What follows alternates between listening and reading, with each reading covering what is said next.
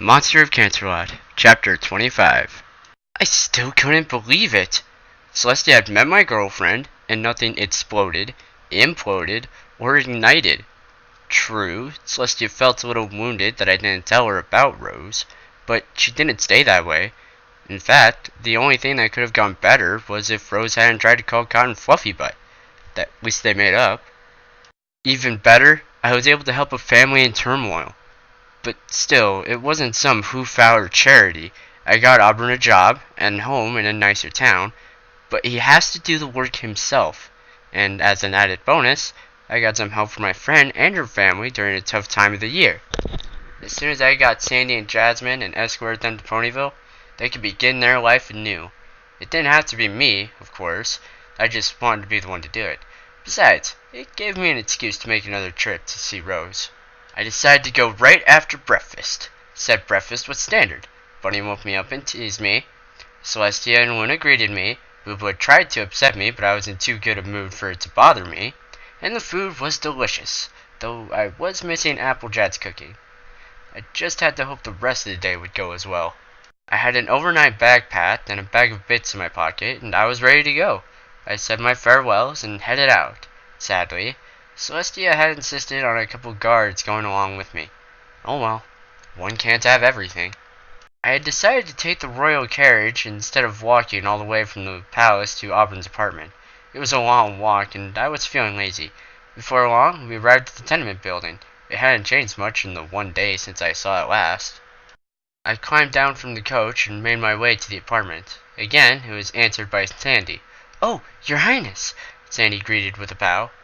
"Good morning, Miss Sandy. Please, rise. I never cared for all that bowing stuff anyway." I spotted a filly peeking out from behind a chair. She had pure white fur and a rich yellow mane that matched her eyes.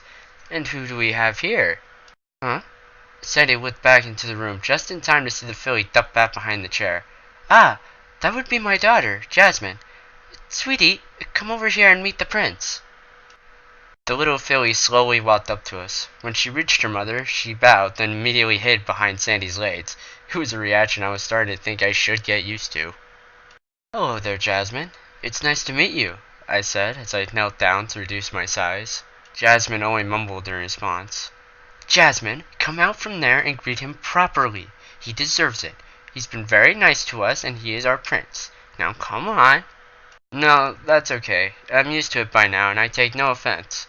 Sandy seemed to let out a held breath. "Now, if you ladies would care to join me, I will escort you to your new home." The three of us climbed back into the royal carriage and headed out for the train station. I had arranged for a private car on the express to Ponyville. I didn't mind riding with my citizens, but I thought it would be a treat for Sandy and Jasmine to have a whole train car to themselves, plus one. Turns out, I was right. The whole time we were traveling, Jasmine was bouncing from seat to seat, pointing out things that whizzed by the windows. Sandy seemed to have relaxed considerably, and we were enjoying a friendly conversation. She told me all about how she loved working with her hooves in the dirt, and so did Auburn. She said that they came to Canterlot to try to find their fortune, like so many had before them. It didn't happen, obviously. A city full of unicorns prefers unicorns for its workforce. Finding a job as an earth pony in a city that had no farms and only private gardens was difficult, to say the least, and even harder to keep it. So, when Auburn lost his minimum wage job, they were all but lost. "And then you knocked on our door and turned everything around. I can't thank you enough for what you've done." "Sandy, Celestia always told me that our first duty was to the ponies that allow us to rule and guide them. When your husband came and asked for our help," I may have fibbed a little on that point, but it was with good intentions, "I knew I had to do something." "Well, obligation or otherwise, know that we will never forget this opportunity you've given us." Not to sound too high and mighty, but good. One should never forget what has been given to them, though I don't want any or need any thanks. That doesn't mean that some pony down the road won't need your help. "That is an excellent point. Do you hear that, Jasmine?" "Yes, Mommy." I couldn't help but smile at the scene of a loving mother passing knowledge on to her clearly much-loved daughter. It reminded me of both my mothers, my human mom and my pony mom. "Sandy! Jasmine!" Auburn galloped down the dirt toward the three of us. I could see from a distance that Applejack and Big Mac had been making him earn his pay. Of course, I had made sure his time and effort would be properly rewarded. Auburn! Daddy! I watched in joy as the family reunited in a big group hug.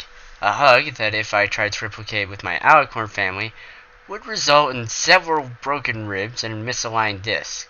It was very touching. Chris, Adnan, it's bad to see you again so soon, Applejack told me as she trotted up to our little group. Yeah, well, I just couldn't stay away from your excellent apples. Applejack laughed at my obvious falsehood. No, I was simply bringing Auburn's family here to Ponyville to show them their new home. Well, that certainly is exciting. In the meantime, I'm gonna get a couple more hours of work out of Auburn here, and then he can join them. Sounds good to me. I turned to face Auburn and his family. Now, ladies, I hate to interrupt, but we should be going. Auburn has work to do. We were about to leave when I spotted Apple Bloom bouncing up the road. Chris! Apple Bloom, how are you doing? I asked as I knelt down to tussle her mane. I'm great. What are you doing here? I was just showing Auburn's family where he works before bringing them to their home. Then a thought occurred. Hey, Bloom, can I ask you for a favor?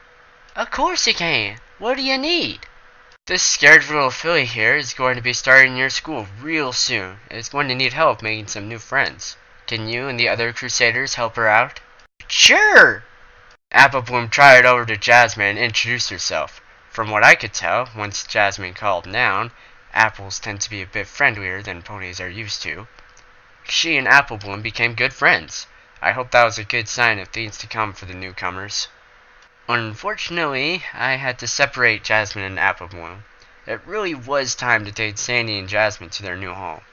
At least it was a good reason. Dear Celestia. Sorry, Sandy said in mild shock and then embarrassment when she realized who she was talking to.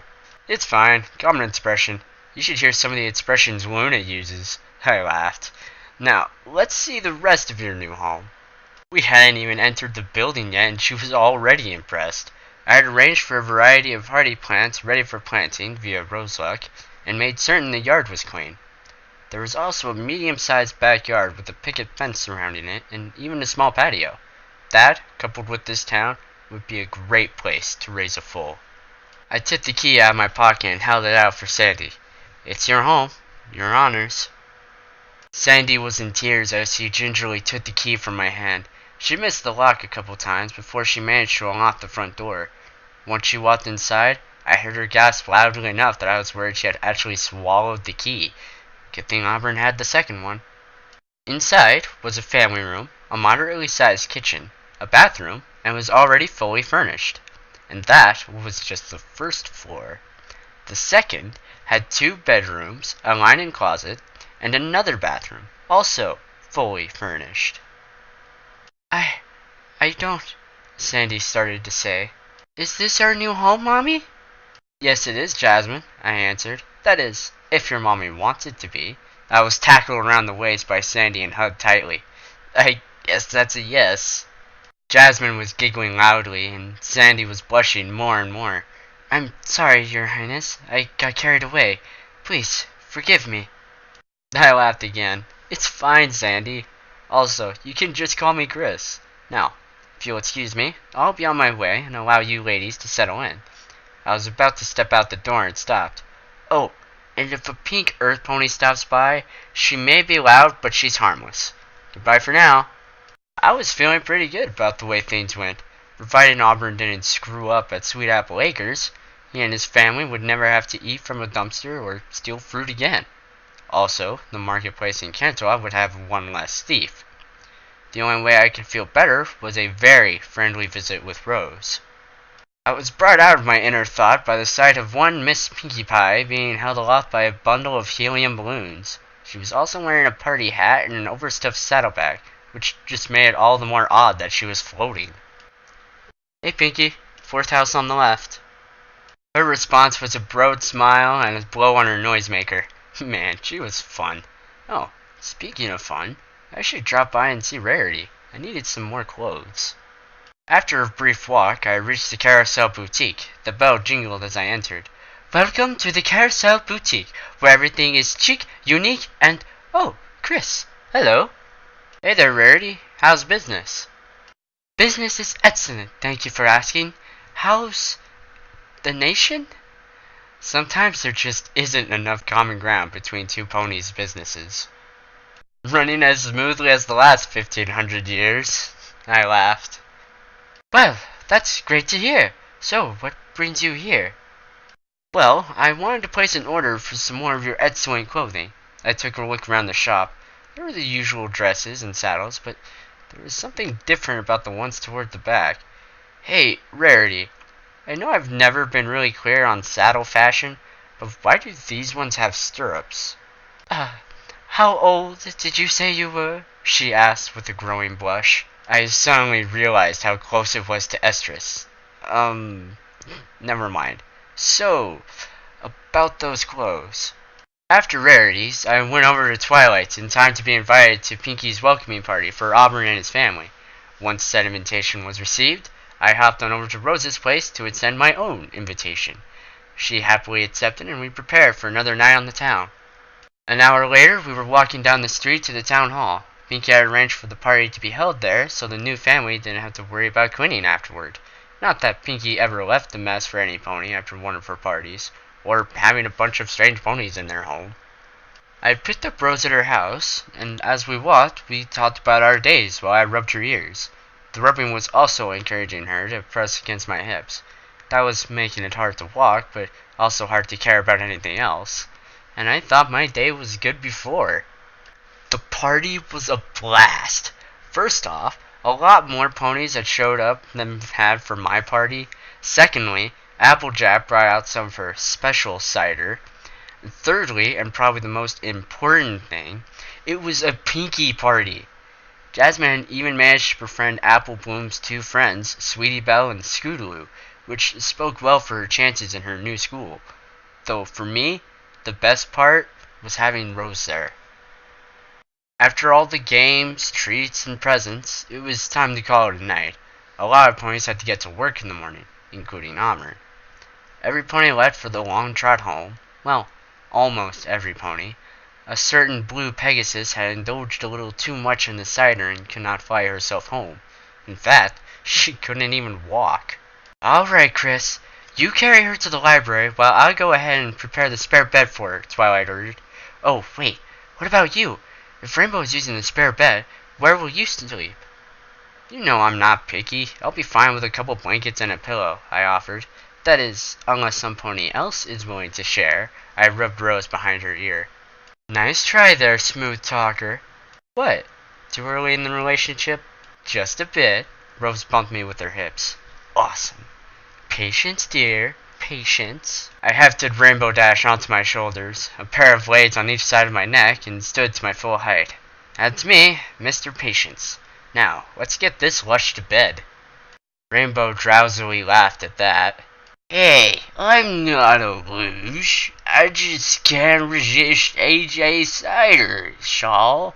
Now, get me home, slowpoke. Yes, mistress, please pardon my insolence. You are forgiven, Pigeon. Now, march! Onward we marched. The brisk night air was refreshing, Rose was with me, and Rainbow Dash weighed less than my armor, which was very lightweight as it was. It all made for a nice walk through the quiet little town.